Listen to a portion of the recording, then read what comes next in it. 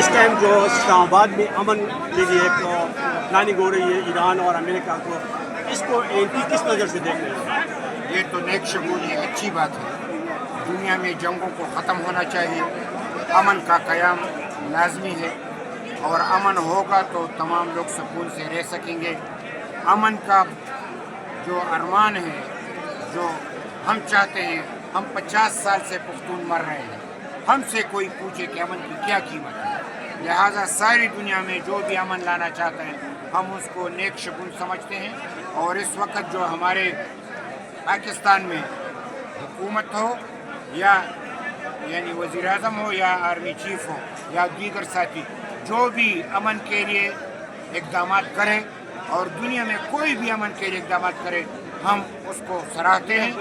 البتہ اس وقت امریکہ جو مذاکرات کے لیے بیٹھا ہے، تو اس میں ایران کے لیے بھی ہم نیک شگون رکھتے ہیں کہ انہوں نے قربانی دی اور امریکہ جیسے سپر پاور کو مجبور کر کے مذاکرات کے ٹیبل پہ لایا ہے۔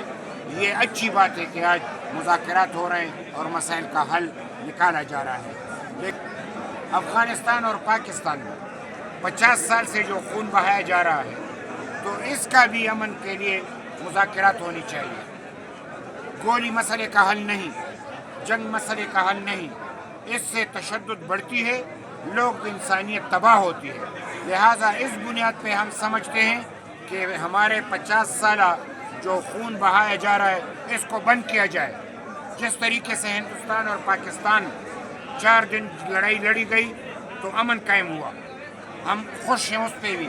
ہم جب افغانستان اور پاکستان کی امن کے لیے مذاکرات کامیاب ہوں گے اور امن قائم ہوگا تو اس دن ہم نہایت خوش ہوں گے کہ ہماری دھرتی پہ بھی امن آیا اور ہم بھی انسانیت سے رہیں گے۔